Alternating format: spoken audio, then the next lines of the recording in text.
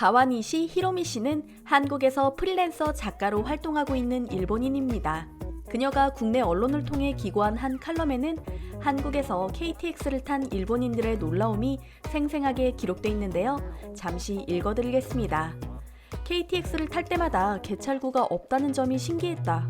처음 탔을 때는 개찰구를 찾아 우왕좌왕하다 결국 열차에까지 들어갔다. 마음은 계속 불안했다. 일본의 신칸센처럼 차 안에서 차장이 티켓을 확인할 것이라 생각하고 줄곧 티켓을 손에 들고 기다렸다. 그러다가 어느새 목적지에 도착했다. 부정승차로 오해받을까봐 고민했는데 나중에 알고 보니 차장이 좌석 정보를 파악할 수 있는 단말기를 갖고 있다고 들었다. 나는 한국이 역시 정보기술 선진국이라며 감동했다. 한국인에게는 당연하다시피 한 KTX의 검표 시스템과 혁신에 놀란 것은 비단 히로미 씨뿐만이 아닙니다.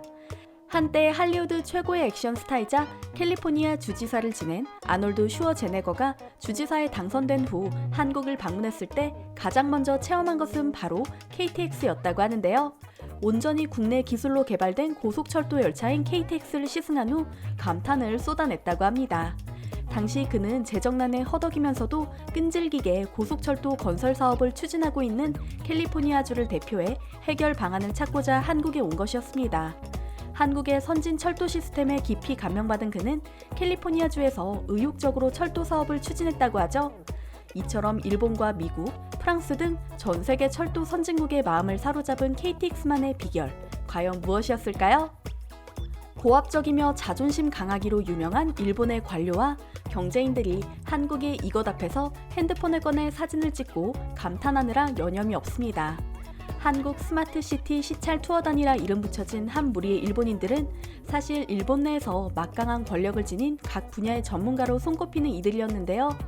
아베 내각의 차관을 역임한 후쿠다 미네유키 의원을 비롯해 일본 정보서비스협회 요코스카 히로시 회장, 건축설계와 가스 공급, 정보통신, 인쇄회사의 간부 등이 포함돼 있었죠.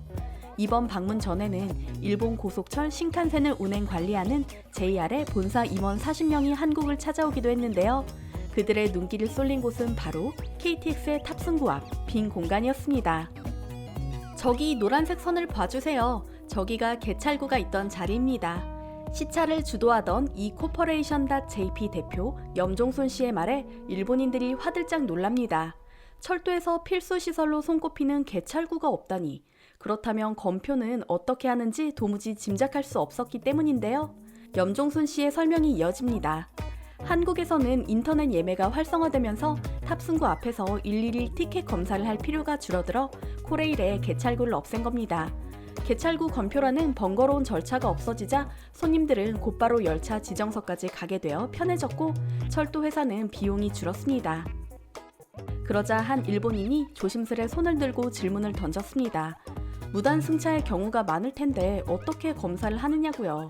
그러자 염 대표가 웃으며 역으로 질문을 합니다. 무단 승차가 없진 않습니다. 무단 승차로 인한 코레일의 손실은 연 15억 원 정도인데요. 개찰구 도입 비용을 줄이자는 것은 물론이고 단 1%에 불과한 무단 승차 손님 때문에 99%의 손님을 용의자로 보고 점검하는 게 과연 합리적인 일일까요? 라고요. 그의 설명에 고개를 끄덕이던 일본인들은 갑자기 뭔가가 떠오른 듯 깊은 한숨을 내쉬었는데요. 한국이 개찰구를 없애며 비용을 획기적으로 혁신한 것과 달리 일본은 지난 수년간 개찰구를 추가 설치하고 고도화하는 데 애썼기 때문이죠.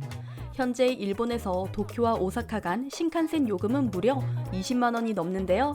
높은 요금의 배경에는 바로 효율과 혁신 대신 기득권의 이익을 추구한 일본인들이 있었습니다. 2012년 염종순 씨는 한국의 KTX 선진화 사례에 대해 일본 잡지 다이아몬드에 기고했습니다. 어느 날 자신을 JR 임직원이라고 밝힌 한 일본인의 전화를 받았다고 하는데요.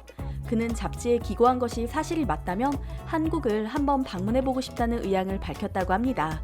염종순 씨가 흔쾌히 투어를 자처하자 40명이나 되는 JR의 임직원들이 한국으로 날아왔다고 하는데요.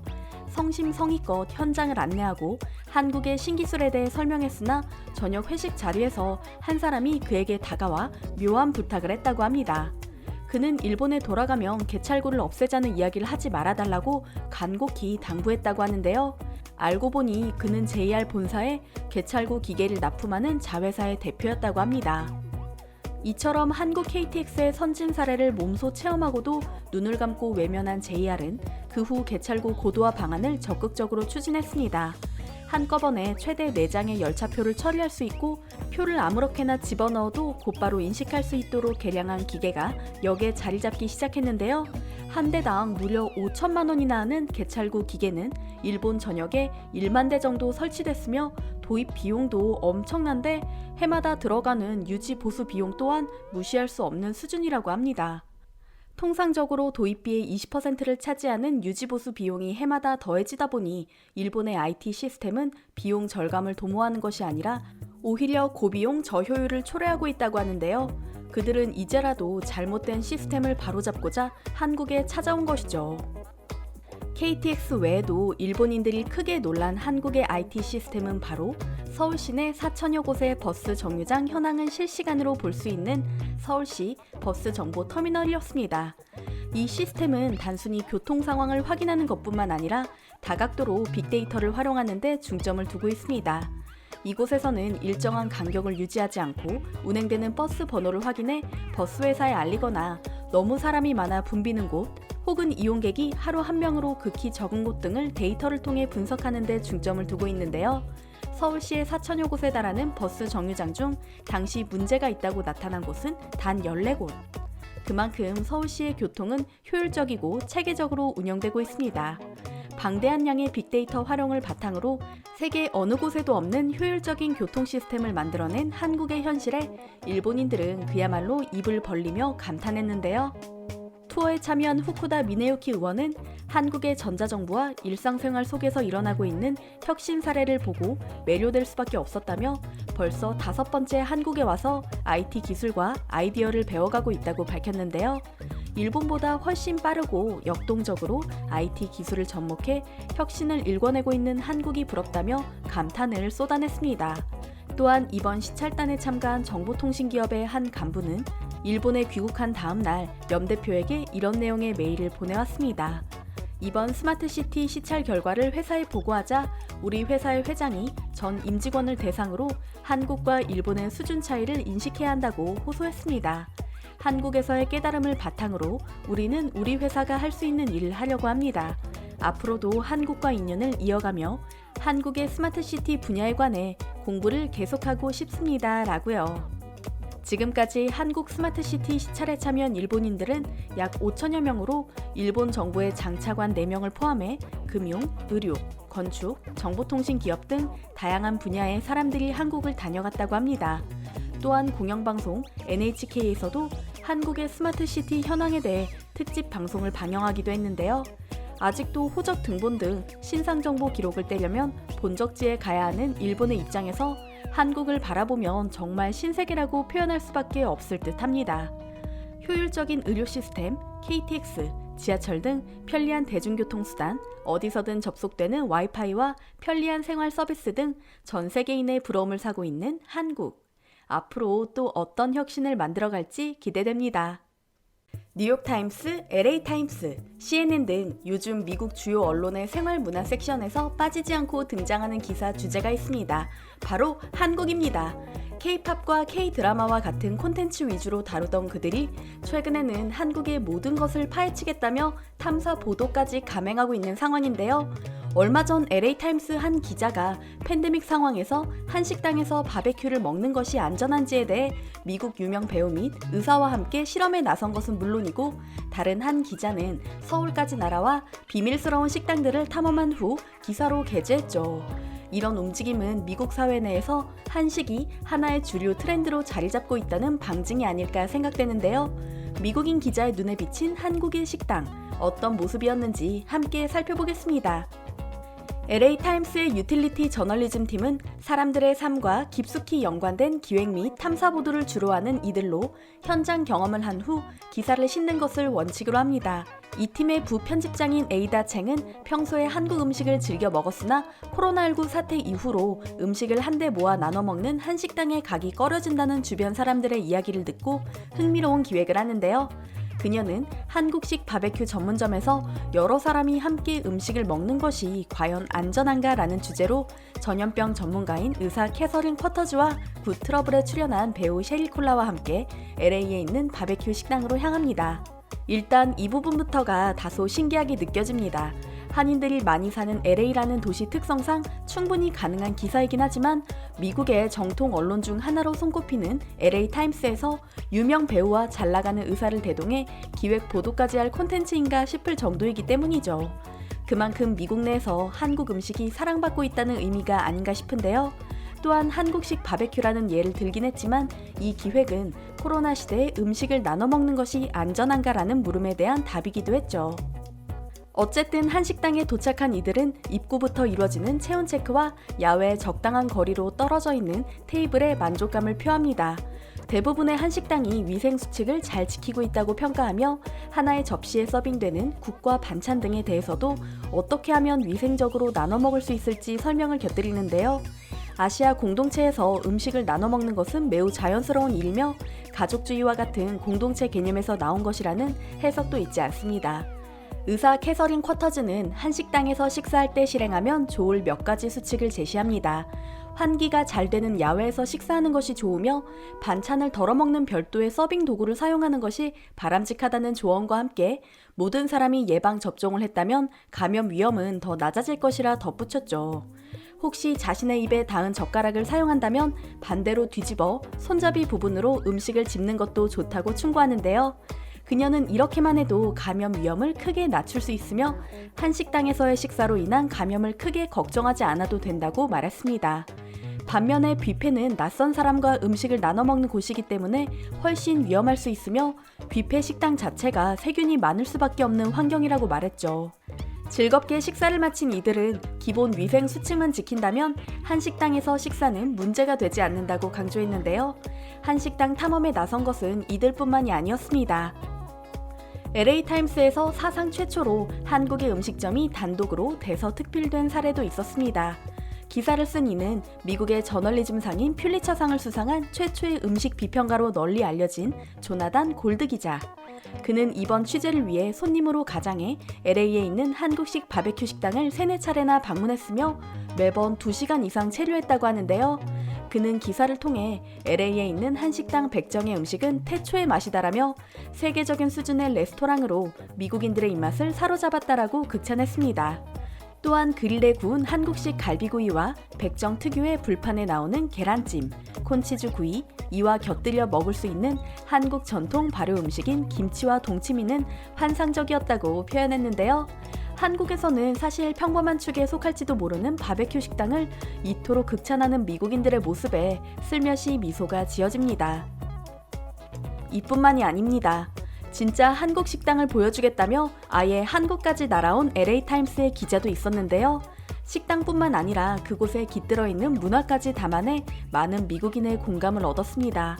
기사의 제목은 서울의 택시 기사들이 먹는 곳에서 먹습니다. 진정한 삶과 맛이 있는 곳이었습니다. 기자는 35년 택시 운전을 한 76세 신인균 씨와 함께 서울의 특별한 맛집을 찾아 나섰는데요. 그곳은 바로 택시 기사들이 주로 찾는 기사식당이었습니다. 기사식당, 말 그대로 운전기사들의 식당인 이곳은 1000만 인구를 자랑하는 서울에서 거주하는 7만여 명의 택시 운전사의 단골 식당입니다.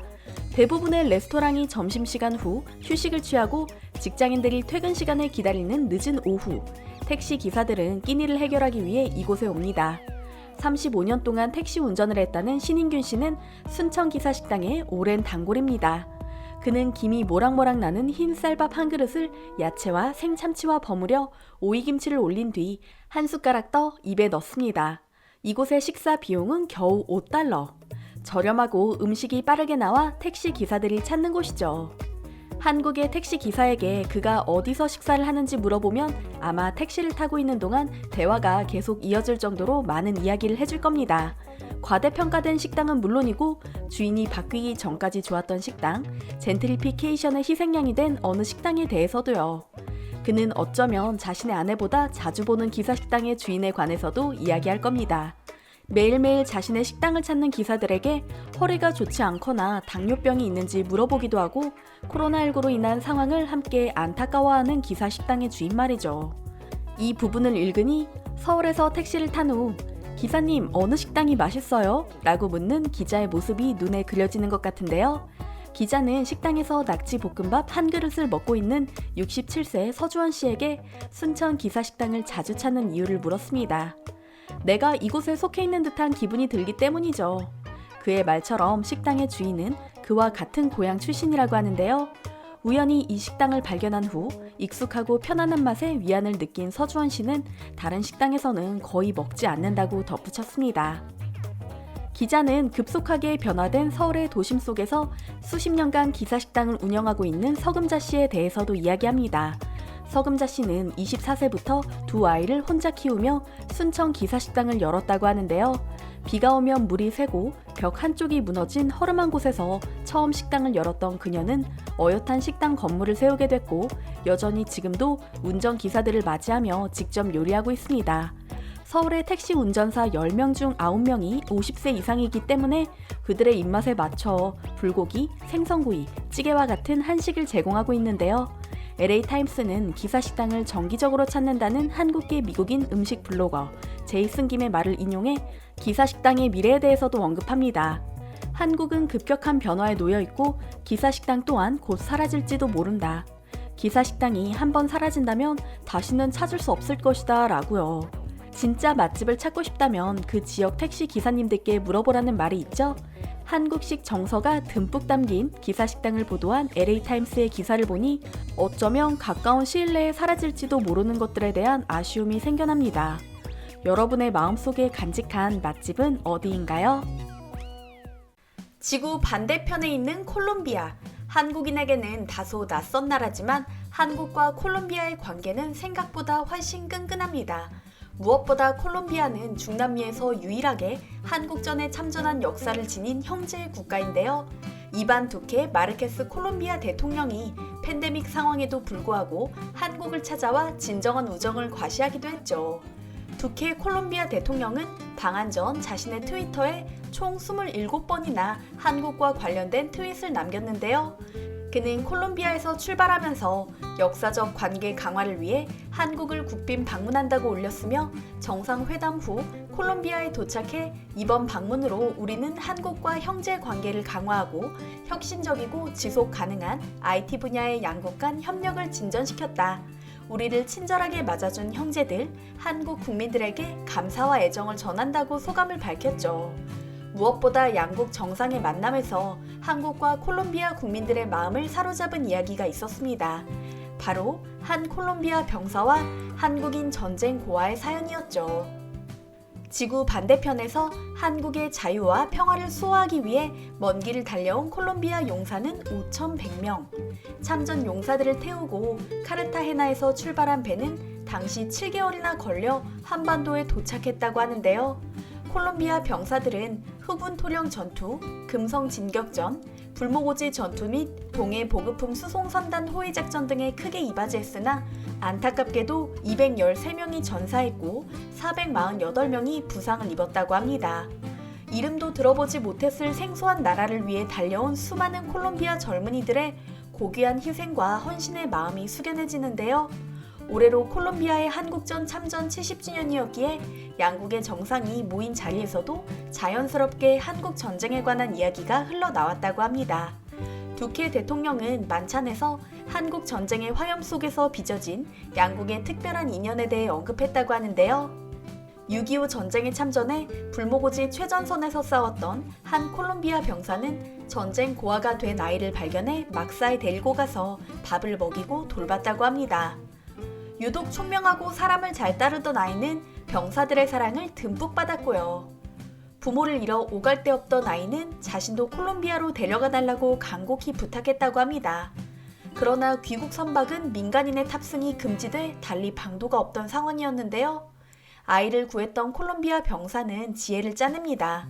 바로 커다란 군용 베개에 아이를 몰래 숨겨 콜롬비아로 귀국한 것이죠. 콜롬비아에 도착한 아이는 병사의 성을 따른 새로운 이름으로 삶을 시작했다고 하는데요. 전쟁 고아였던 아이는 1999년 한국을 방문해 46년 만에 누나를 상봉했으며 2015년 콜롬비아에서 작고했다고 합니다. 지금도 콜롬비아 병사와 한국인 아이의 후손들은 콜롬비아에서 뿌리를 내리고 살아가고 있고요. 또한 얼마 전에는 지난달 참전용사 자격으로 한국을 방문했다가 갑작스레 지병이 악화되어 국내 병원에 입원했던 알바로 리카우르테 곤잘레스 씨의 사연도 주목을 받았는데요. 97세인 알바로 씨는 생애 마지막 한국 방문이 될지도 모른다는 생각에 67년 만에 한국 땅을 다시 밟았고 방한 일정 중에 담낭 결석이 갑자기 악화돼 한국에서 치료를 받는 중이라고 합니다.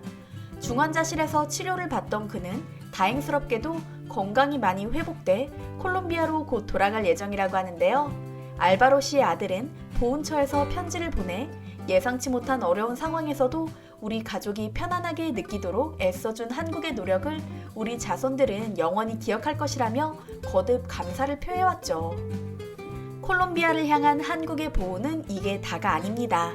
콜롬비아는 다른 중남미 국가들이 그렇듯 한국보다 3배 정도 면적이 넓은 데다 천혜의 자연 환경을 지녔지만 1인당 GDP는 5,333달러로 여전히 개발도상국에 머물러 있습니다.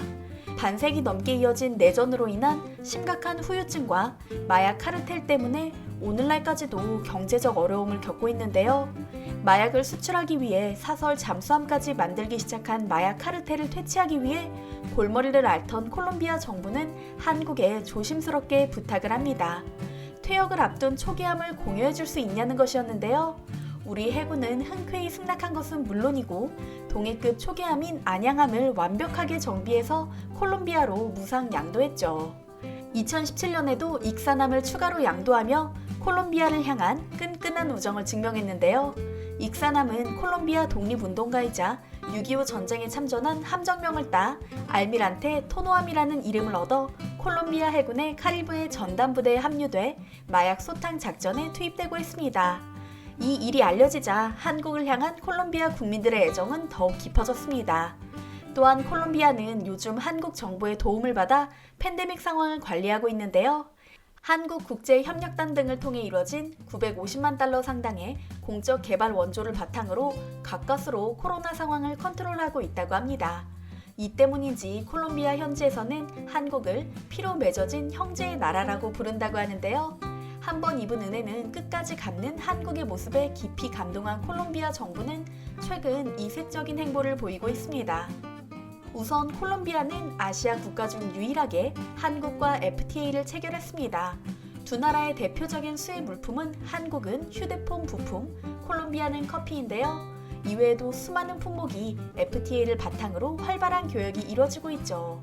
한편 콜롬비아는 우리가 흔히 알고 있는 커피 외에도 막대한 양의 석유와 천연가스를 수출하고 있는 국가입니다.